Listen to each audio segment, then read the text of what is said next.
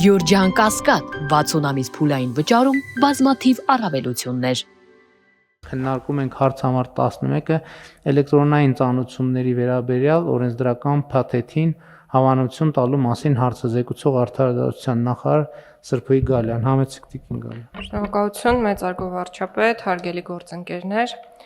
Նախագծերի փաթեթով շատ կարևոր քայլ ենք կատարում ֆիզիկական եւ իրավաբանական անձանց ծանուցումների հարցը լուծելու տեսանկյունից։ Այս փաթեթով ներդրում ենք էլեկտրոնային ծանուցումների մի ամբողջական մեխանիզմ, սկզբից մինչև վերջ նկարագրված,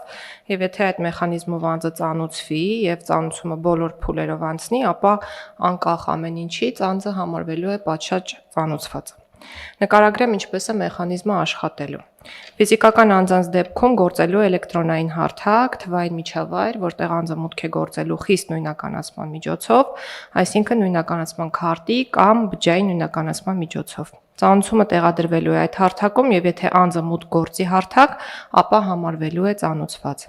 Անձը կարող է նաեւ տրամադրել իր հավելյալ կապի միջոցներն, անձնական էլեկտրոնային փոստ, հեռախոսահամար, որով նա հավելյալ կտեղեկացվի այն մասին, որ իր հարթակում ծանուցում է տեղադրվել։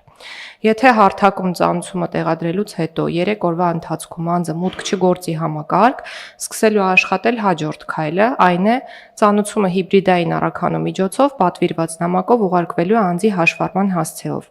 Հիբրիդային առաքանին դա այն է, երբ ծանուցողը որևէ ծրար կամ նամակ չի ուղարկում, այլ էլեկտրոնային ծանուցումը ավտոմատ փոխանցվում է փոստին եւ փոստը այն ծրարավորում եւ ուղարկում է անձի հաշվառման հասցեով։ Եթե այս եղանակով ուղարկելուց հետո ծանուցումը 7 օրվա դրությամբ ֆիքսվում է, որ անձը չի ստացել այն կամ հրաժարվել է ստանալ, ապա ծանուցումը տեղադրվում է ազդարար.am հարթակում, այսինքն իրականացվում է հրապարակային ծանուցում եւ ազդարարում տեղադրվելուց 7 օր հետո անձը համարվում է այլևս պատշաճ ծանուցված։ Մի շատ կարևոր շեշտադրում, եթե ֆիզիկական անձը հարթակի միջոցով տվել է համաձայնություն, որով հավաստում է, որ իրեն բացառապես էլեկտրոնային եղանակով ծանուցումներ կարող են ուղարկվել, ապա ծանուցումներն իրականացվելու են բացառապես էլեկտրոնային եղանակով եւ այդ դեպքում ծանուցումը տեղադրելուց հետո 3-րդ օրը անձը համարվելու է պատշաճ ծանուցված, այն հանգամանքից անձը մուտք է գործել այդ հարթակ թե ոչ։ Այսինքն տվյալ դեպքում այլևս չի իրականացվելու լրացուցիչ հիբրիդ փոստով ծանուցումը եւ ազդարար.am կայքում չի տեղադրվելու ծանուցման համապատասխան տեքստը։ Իրավաբանական անձանց եւ անհատ ձեռնարկատերերի դեպքում ծանուցման համար օգտագործվելու է հարկային մարմնի հաշվետվությունների ներկայացման էլեկտրոնային կառավարման համակարգը։ Սա այն հարթակն է, որտեղ կազմակերպությունները, հատկապես տնտեսավարողները, կարելի է ասել ամենօրյա ռեժիմով մուտք են գործում, հետևաբար սա ընդունել ենք որպես իրավաբանական անձանց եւ անհատ ձեռնարկատերերի ծանուցման հարթակ։ Կազմակերպությունները մտնելու են հարթակով աշխատելու համար, իրենց հաշվետվությունները ներկայացնելու համար եւ տեսնելու են իրենց ծանուցումները ստացված ոչ միայն պետական եկամուտների կոմիտեից, այլ նաեւ այլ մարմիններից։ Իրավաբանական անձինք եւ անհատ ձեռնարկատերերը պատշաճ ծանուցվելու են ծանուցումը ՊԵԿ համակարգի իրենց անձնական էջում տեղադրվելու օրվան հաջորդող 3-րդ օրվանից։ Եթե վերջիններս այդ ընթացքում մուտք չգործեն համակարգ, ապա ծանուցումը տեղադրվելու է ազդարար.am կայքում եւ տեղադրվելուց հետո 5-րդ օրը նրանք համարվելու են ծանուցված, այսինքն իրավաբանական անձանց եւ անհատ ձեռնարկատերերի պարագայում հաշվի առնելով, որ նրանք պրոֆեսիոնալ սուբյեկտներ են, լրացուցիչ հիբրիդ փոստային ծանուցումը բացառվելու է։ Ծանուցումների տեղադրման կարգը, այդ թվում նաև այն, թե որն է լինելու ծանուցման հարթակը, որ կայքում է գործելու պաշտոնական էլեկտրոնային փոստը եւ այլ տեխնիկական մանրամասները սահմանվելու են կառավարության որոշմամբ։ Նշեմ, որ անձանց կողմից համակարգ մուտք գործելը կամ ծանուցում կարդալը ֆիքսվելու է համակարգի կողմից։ Մի կարևոր նորամուծություն եւս պետական եւ տեղական ինքնակառավարման մարմիններից բացի իրավաբանական անձանց եւ անհատ ձեռնարկատերերին եւս հնարավորություն է տրվելու միանալ այս հարթակին եւ այլ անձանց ծանուցել էլեկտրոնային եղանակով, որը եւս կհամարվի պատշաճ ծանուցում։ Նախագիծը ընդունվելու դեպքում այն ուժի մեջ է մտնելու 2026 թվականի հունվարի 1-ից։ Խնդրում եմ կողմ քվեարկել նախագծի հաստատմանը։ Շնորհակալ եմ տիկին Գալյան, հարգելի գործընկերներ, այս նախագիծը ըստ էության նշանակում է, որ Հայաստանի Հանրապետությունում ըստ էության դե յուրե վերացվում է ես ծանուցված չեմ հասկացությունը։ Դե յուրե, դե ֆակտո չգիտեմ ինչքանով, բայց դե ֆակտոյի մասին էլ տիկին Գալյանը նշեց բոլոր հնարավոր տարբերակներով Այսինքն օբյեկտիվորեն, եթե օբյեկտիվորեն եւ ողջամտորեն նայենք այս սխեմային, ըստ էության տարբերակ չկա, երբ որ մարդը նաև դե ֆակտո ծանոթված չլինի։ Խնդիրն այն էր, որ միջևի մենք բազմաթիվ իրավիճակների հետ ենք բախվում, երբ որ մարդը դե ֆակտո ծանոթված լինելով, ըստ էության պետական մարմինները չեն կարողանում դե յուրե ապացուցել, որ անձը ծանոթված է,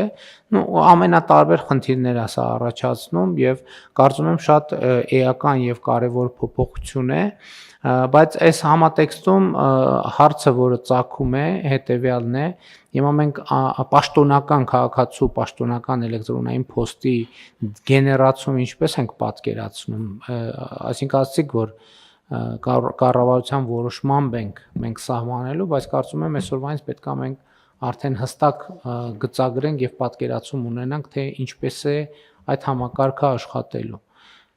Մենք արդեն ունենք հստակ պատկերացում եւ աշխատում ենք ոլորտի մեր գործընկերների հետ։ Այս պահին հանրային ծառայության համարանիշի հիման վրա էլեկտրոնային փոստերի հետ կապված է աշխատանքը իրականացվում եւ այն հարթակը, որի մասին որ խոսեցի, ըստ էության այսօր էլ կա, բայց թույլ տվեք անունը չհնչեցնել եւ սպասել կառավարության որոշման ընդունմանը։ Իհարկե, ես ուզում եմ շեշտել, որ սա առաջին քայլն է, որը արվում է այս ոլորտում, որպեսզի էլեկտրոնային ծանոթման համակարգը սկսի գործել, հետո մեր ոլորտի գործընկերների հետ համատեղ աշխատանքի արդյունքում իրականում ավելի ճկուն է դառնալու եւ ավելի հարմար քաղաքացու օգտագործման տեսանկյունից։ Այսինքն մեր խնդիրն այն է, որ ապագայում, երբ գործի համապատասխան հարթակը, բոլորը իրենց ծանոթությունները ստանան էլեկտրոնային եղանակով, ճակերտների մեջ լինի դա պարտադիր, որպեսզի հաջորդ քայլերը այլևս չգործեն։ Խոսքը հիբրիդ փոստի եւ ազդարար AM-ի մասին է։ Ես կարծում եմ, որ այս գլխից պետք է մտածել, որ նաև բջջային հավելված պետք է ունենա, որպեսզի նաև բջջային հավելվածների վրա մարդիկ կարողանան ներբեռնել եւ այդ ծանոթություն ստանալու պահին, այսինքն ծանոթվեն իրենք, որ հաղորդագրություն կա, որպեսզի նայեն, իհարկե այն դեպքերում, երբ որ իրենք ուզենալու են ծանոթվեն, եթե չեն ուզենալու, այդ արդեն ուրիշ պատմություն է, դա արդեն այլ տրամաբանությամբ կլուծվի։ Խնդրեմ, պարոն Հարություն։ Շնորհակալություն, պարոն վարչապետ Տիկին Գալյան, 3 կարճ հարց ունեմ։ Ընտրությունների այս թղթային ծանոթությունները LS հարթակով են լինելու, թե մենք այլ կարգավորմամբ ենք լուծել այս հարցը, որովհետև հսկայական գումար ենք ծախսում դրա վրա եւ կարելի է նույնպես այստեղ ներառել, ինչքան գումար ենք առհասարակ խնայում պետական բյուջեից այս համակարգի ներդրման արդյունքում, եթե ունենք այդ հաշվարկը եւ այլ սուբյեկտները, որ ասեցիք, կարող են օգտվել դա վճարովի ծառայություն է լինելու, թե հասանելիություն ենք տալու։ Շնորհակալություն, պարոն Հարությունյան։ Բոլոր պետական մարմինները, տեղական ինքնակառավարման մարմինները եւ նաեւ ֆիզիկական իրավաբանական անձինք հնարավորություն են ունենալու ծանոթություններ ուղարկել այս հարթակի միջոցով։ Սա նշանակում է, որ այս հարթակը ոչ թե միակ պարտադիր ծանոթման հարթակն է լինելու, այլ գործելու է որպես դեռևս այլընտրանքային միջոց այն ծանոթությունների համակարգերի, որոնք ներկայում գոյություն ունեն։ Ուղղակի օրենքով սահմանված կարգով ծանոթություն իրականացնելու պարագայում քաղաքացիները, ինչպես արդեն նշվեց, համարվելու են պատշաճ ծանոթված, այսինքն ձեր առաջին հարցին պատասխանն այն է, որ այո, կարող է այդ ծանոթման process-ը կազմակերպվել նաև այս հարթակի միջոցով։ Հաջորդ հարցին անդրադառնալով պետք է նշեմ, որ մենք փորձել ենք հաշվարկել, թե որքան է ծախսվում թղթային ծանոթությունների վրա պետբյուջեից, բայց հստակ թվեր չեմ կարող նշել, կարող եմ հարկադիր կատարումն ապահովող ծառայություններին վերաբերող թվական տվյալ նշել 2024 թվականի համար, օրինակ ծախսվել է 653 միլիոն 276 հազար 320 դրամ, այս տարվա բյուջեով մոտ 100 միլիոնով այս ծախսային տողը կրճատվել է եւ նաեւ բոլոր պետական մարմինների պարագայում մեր ֆինանսների նախարարության գործընկերները ասել են, որ կրճատումներ եղել են։ Ինչու ամբողջությամբ չի կրճատվում այդ ծախսային տողը, որովհետեւ դեռևս ունենք հիբրիդ ծառայությունը, այսինքն հիբրիդ փոստային առաքման հնարավորությունը դեռևս նախատեսում ենք, բայց մոտ ապագայում մեր կանխատեսումն այն է, որ շատ ավելի քիչ պետք է դիմենք այդ հիբրիդ փոստային առաքման ծառայությունից օգտվելու տարբերակին, ինչ վերաբերում է եւ ունեմ այստեղ դեպարտամենտի ծախսը, եթե հետաքրքիր է, 24 թվականի ծախսը շուրջ 1 միլիարդ է կազմել օրինակ, որը բավականին մեծ գումար է։ Մենք նախկինում քննարկումներ ունեցել ենք մի քանի միլիարդ, 4 եւ ավել միլիարդ ծախսվում է կապված տարվա առանձնահատկություններից, կապված ընտրություն կա, ընտրություն չկա։ Մենք 4-5 միլիարդ նվազագույնը այդ ծանոթությունների վրա ծախսվում է, թղթային ծանոթությունների վրա։ Ինչ վերաբերում է երրորդ հարցին, փոխվարչապետի հետ նաև քննարկումներ ենք ունեցել այս մասով եւ մեր միտքը գնացել է այն ուղղությամբ, որ հարթակից օգտվելը պետք է լինի վճարովի եւ պետական մարմինների եւ ֆիզիկական ու իրավաբանական անձանց համար։ Իհարկե, այդ վճարի չափը պետք է լինի պակաս, քան թղթային ծանուցման համար նախատեսված վճարի չափը, ուղղակի սա մտածվել է նրա համար, որպեսզի կարողանանք կանխել ավելորդ ծանուցումների ուղարկումը տարբեր մարմինների կողմից եւ տարբեր ֆիզիկական անձանց կողմից։ Իհարկե, այդ վճարի չափը կարող է սահմանվել մինիմալ, օրինակ 1 նիշի համար սահմանվել 1 դրամ։ Չէ, իսկ փոստ ունենալը մարդ փոստի համար չի վճարելու, չէ։ Չէ, ուղարկողի, միայն ուղարկողի։ Այսինքն ստացողը ոչ, որևէ բան չի քաղաքացու համար բացելու ենք պաշտոնական էլեկտրոնային փոստ։ Այո։ Այդ էլեկտրոնային փոստի համար Չի քաղաքացին վճարելու։ փոստը ունենալու համար Ոչ, քաղաքացին չի վճարել պարոն վարչապետ եւ ուզում եմ շեշտադրել նաեւ կրկին այն հանգամանքը, որ հարթակ մոտ գործելուց հետո քաղաքացին կարող է լրացնել իր համար ցանկալի էլեկտրոնային փոստի հասցեն կամ իր հեռախոսահամարը եւ ծանուցում ստանալու վերաբերյալ ինֆորմացիան ստանալ իր կողմից նախընտրելի եղանակով։ Այստեղ ուղղակի ես ուզում եմ նշել, պարոն վարչապետ, որ հիբրիդային փոստի գոյությունը դեռևս իրավաբանական կոնսենսուսի մաս է։ Իհարկե մենք անընդհատ մտածում ենք ոնց անենք, որպեսզի ցանուցումները լինեն բացառապես էլեկտրոնային, բայց քանի որ կա սահմանադրական իրավունք կամ չկա սահմանադրական պարտավորություն ունենալ էլեկտրոնային սարք, առանց հիբրիդային փոստի շատ խոցելի էր դառնում պատշաճ ծանուցման ինստիտուտը։ Բայց մենք դա կանենք մոտիվացիոն համակարգերով։ Երբ որ պետությունը սկսի իր ծառայությունները մատուցել էլեկտրոնային եղանակով, այսպես թե այնպես միգրացիա լինելու թղթային կամ հիբրիդային փոստից դեպի էլեկտրոնային ծանուցման ռեժիմ, ինչը որ այսօր տեսնում ենք իրավաբանական անձանց դեպքում բեկում շատ հանգիստ ստացվեց, որովհետև թղթային ծանուցման հարց այլևս գոյություն չունի, որովհետև կա պարտավորություն, եթե զբաղվում ես բիզնեսով, պիտի վճարես հարկեր, եթե վճարում ես հարկեր, պիտի բեկի հետ ունենաս էլեկտրոնային հաղորդակցություն։ Մենք իրավաբանական անձանց մասով դրա համար տեղափոխվեցինք այդ հարթակ, որի գոյությունը հարցականի տակ չէ։ Չկա մի իրավաբանական անձ կամ անձերներ, որ չունի այդ էլեկտրոնային հասցեն։ Ֆիզանձանց դեպքում կրկնում եմ, մենք մոտիվացիոն համակարգով կբերենք դրան։ Ինչ վերաբերում է վճարին, շատ նորմալ է, որ ծանուցում ուղարկողը այդ ծառայության համար պիտի վճարի։ Նախ այդ համակարգը պիտի շահագործման մեջ միշտ արդիական մնա։ Ներողություն, բայց հիմա վճարում է, չէ։ Հիմա էլ դա է։ Բացի ուղարկողին վճարը,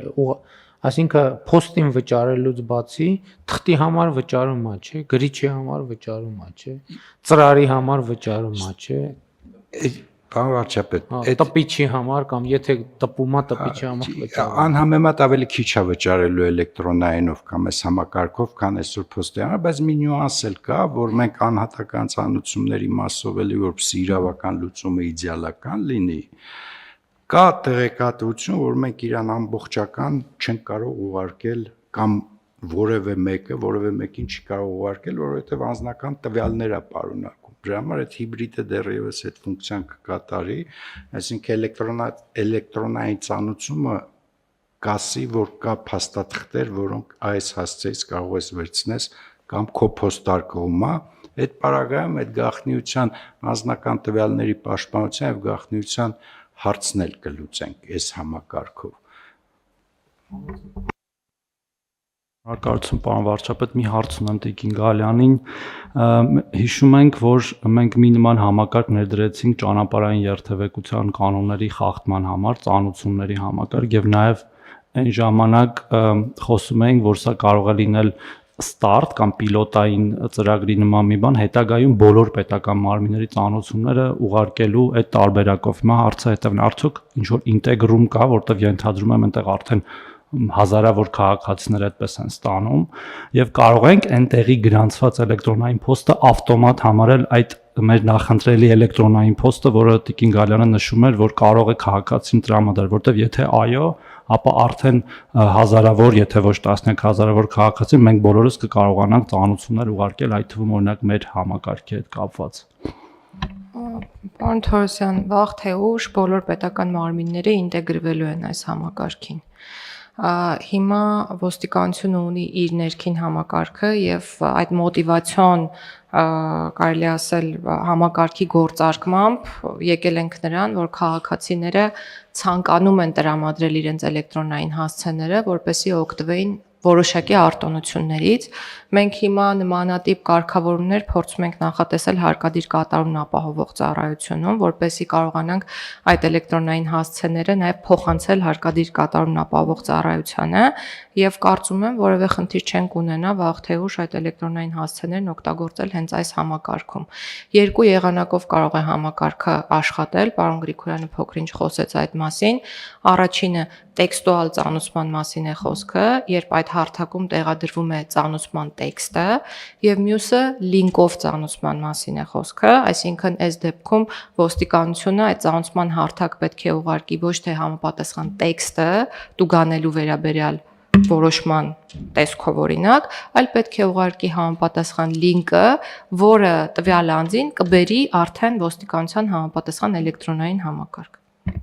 Տիկին Գալյան, ես ավելի շատ ինչ նկատի ունեի, քանի որ արդեն մենք հազարավոր քաղաքացիների տվյալներ ունենք, մենք կկարողանանք իրենց ավտոմատ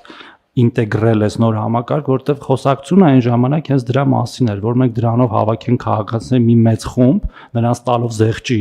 փաստորեն հնարավորություն տուգանքները քիչ մուծելու, որպեսզի եւ նրանք սովորեն այդ համակարգի եւ հետագայում իրենց տված այդ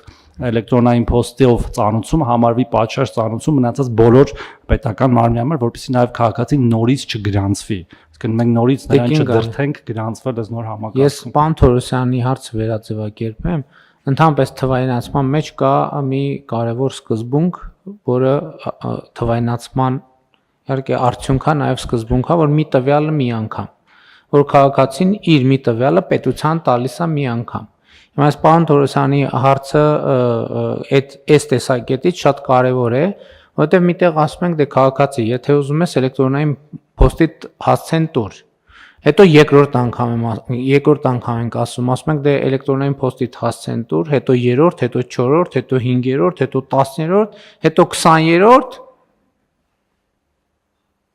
Հարցը տվյալն է, եթե քաղաքացին որևէ պետական մարմնի մի անգամ իր էլեկտրոնային փոստի տվյալը տվել է, մենք պետք է երկրորդ անգամ չուզենք այդ էլեկտրոնային փոստի տվյալը։ Եվ եթե պետք է այս օրենսդրության մեջ կարգավորում անենք, ասենք եթե մարդը, որը այն որևէ հարթակում իրան, չնայած ես համոզված չեմ այդ հարթակը նույն ձևով է գործում, թե չէ, բայց կապ չունի։ Եթե մարդը ասել է ինձ ծանուցումը տվեք այս հասցեով, ինչ ենք ասում, մի հատ էլ այս հասցեով մտի, մի հատ էլ մեզ ասա, որ հասցեով քեզ ծանուցենք։ Այսինքն այստեղ այդ սկզբունքից շեղում կարանի, չնայած մենք այդ սկզբունքից շեղված ենք, որովհետև թվայնացում չունենք պատշաճ մակարդակի։ Ես կարծում եմ դա հարց է, որը առնվազն պետքա դիտարկենք։ Պարոն վարչապետ, ես իմ խոսքում նշեցի, որ եթե անձը գրավոր կամ այլ եղանակով կամ հարթակի միջոցով ասում է, որ ես ցանկանում եմ ծանուցվել այս եղանակով, ապա արդեն ասել է, հարցը տեխնիկական լուծման դաշտում է, կարծում եմ։ Միարժեքորեն հնարավոր է այդ հարցը լուծել։ Եթե ասել է պետություն, կառավարություն, եթե ես ճանապարհային երթևեկության կանոնները խախտել եմ եւ ինձ տուգանել եք, ինձ այս էլեկտրոնային ձևով ծանուցեք։ Հա, այսինքն դա իր համար պատշաճ ծանուցում է։ Այո, Եվ այդ նույն մարդուց էլի նույն հարցի պատասխանը չուզենք, ասենք այս հասցեով, եթե հասցեով է գործում դա, տենց է գործում թե բջջային համարի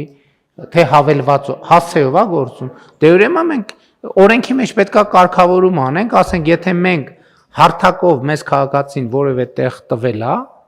ասելա ինձ ծանուցեք այս հասցեով, իրան երկրորդ անգամ չենք հարցնում, քեզ որ հասցեով ծանուցենք, որտեվ դա առնվազն ներվայնացնող է, կասի լավ հասկացանք, մի անգամ ասցինք 2, 3, 4, ոչ չենք կարող ամեն օր ասենք մեզ որ հասցեով ծանուցենք։